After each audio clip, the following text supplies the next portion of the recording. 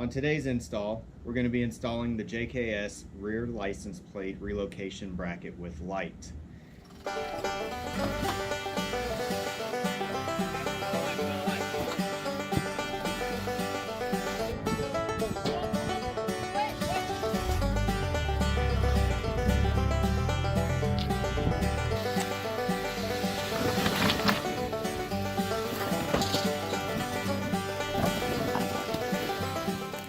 Now, if you've done any off-roading with your Jeep, you know that the JK has an issue with the rear license plate sticking out. It often gets hung up on obstacles, trees, rocks, whatever it might be, and it ends up getting ripped off. The safest place to put your license plate, even on the brand new JLs, is on the actual spare tire. So that's where we're going to be relocating it today. Now stay tuned, because at the end of this video I'm going to be doing a giveaway with details on how to enter.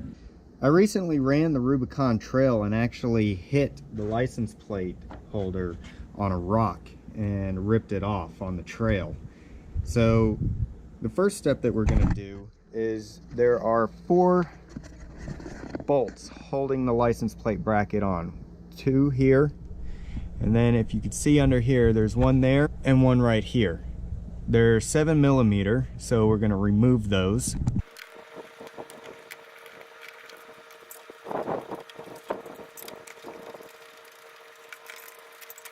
Now, in order to get the wiring back through the hole that's in the body of the Jeep, we're actually going to unclip the light. So we're basically just going to push this little tab here and work it free. Then we're simply just going to take the existing wire and push it through the hole. In order to reach the wire that you just pushed through, there's a little foam piece right here behind the in the wheel well. I'm just going to reach in there and pull it out towards you. Before we get into the wiring, JKS provides a plate to cover up the hole that's left where the license plate mount was. They provide 2 silver screws, but since I like the look of the black, I'm going to use the 7mm bolts that were holding the license plate on, and I'm going to use those instead.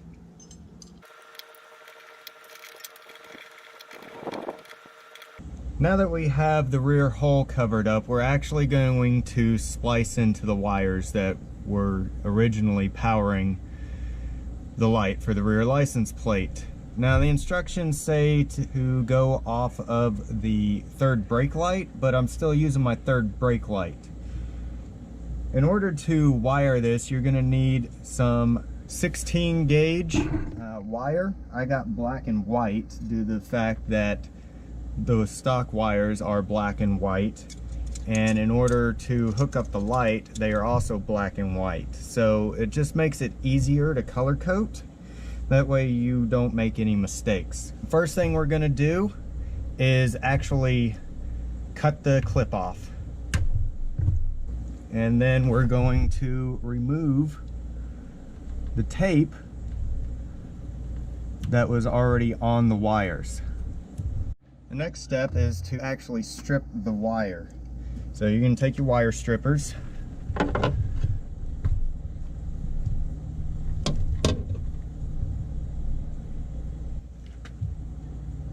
and strip the existing wires. Now, I like to use wire connectors. It makes it a lot easier to splice wire together, and then I use some shrink wrap, which basically all you're going to do is hit it with a heat gun or a lighter if you don't have a heat gun, and it will shrink around the connection, make it very clean and very tight. What I'm going to do is actually put a little piece of the shrink wrap on first. It's a smaller diameter than what I'm going to use to go over the connector. And then I'm going to take the connector, I'm going to put it over the connector. I'm going to slide the connector on to the wire and then just clamp it down until you got a solid connection. And we're going to do the same thing for the black wire.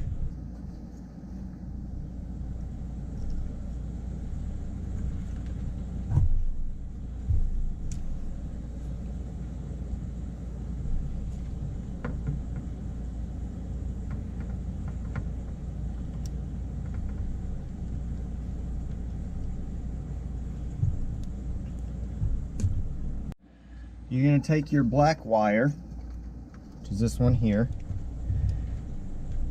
and you're going to connect the longer black wire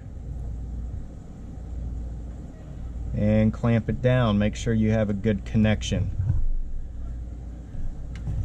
Then you're going to take your heat shrink, slide it over the connector.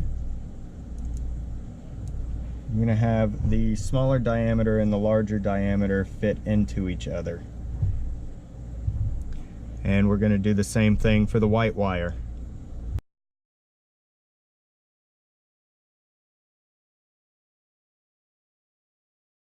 Now all we need to do is hit the heat shrinks with a heat gun and it'll make a nice tight connection.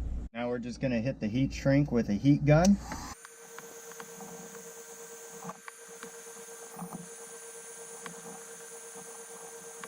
And as you can see, the heat shrink shrinks down and it makes a nice tight seal on the wires.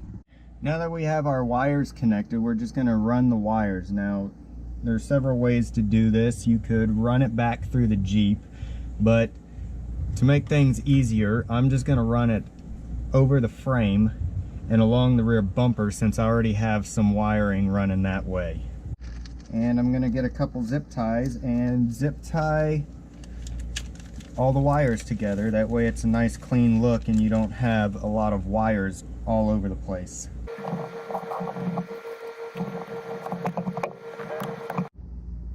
Now that we're under the Jeep, I'm just going to continue running the wire along the existing wire all the way.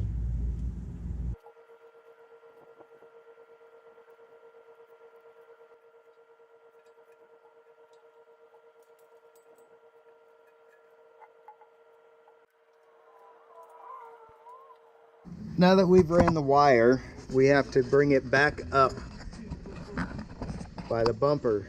So if you could see it, there's a hole right here that I'm going to run the wire through. That's going to bring it closest to the swing arm on where my bumper is.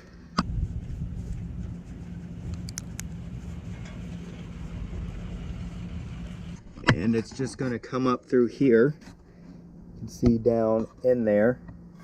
And we're just going to pull it through. I actually got some wire wrap because I wanted to actually protect the wires a little bit more, and I wanted to give it a nice cleaner look. So what we're going to do is we're going to feed the ends of the wire all the way down through the wrap. I actually got a few clips in order to hold the wire in place, but in order to use them I'm going to have to drill a couple holes. So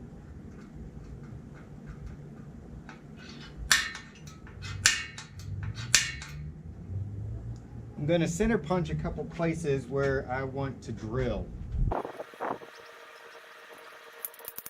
If you've ever drilled through metal, then you know that the best way to get through it is to start small and work your way up. So I'm going to start off with a small bit in the holes that I punched. And now I'm just going to work my way up to a larger drill bit to the size hole that I need in order to put the screws through.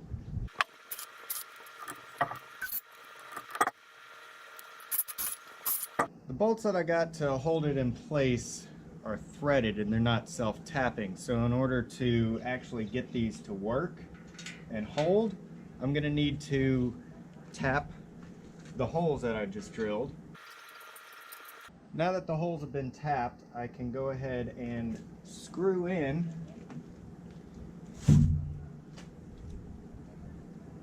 the clips that I bought.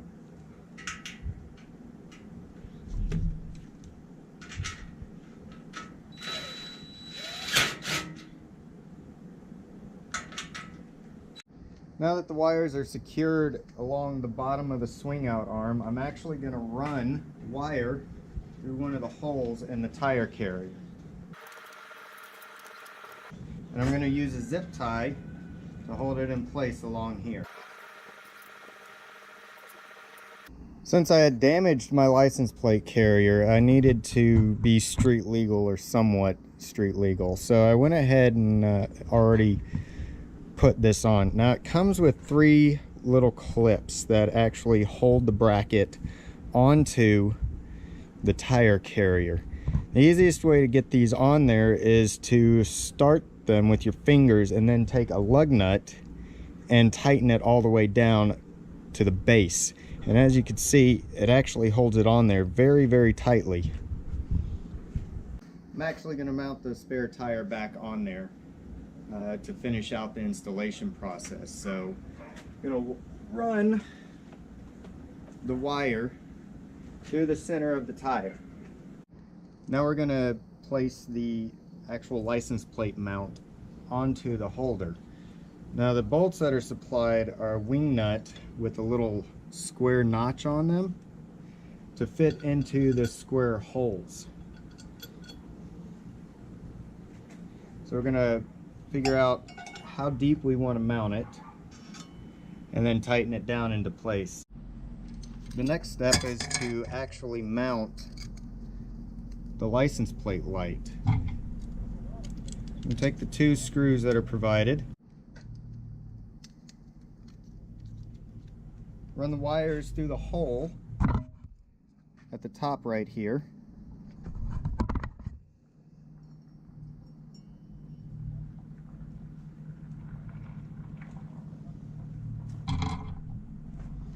and tighten it down.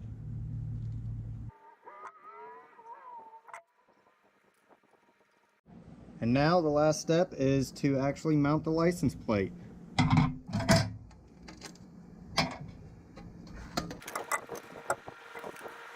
As you can see, the license plate lights up and you're now street legal.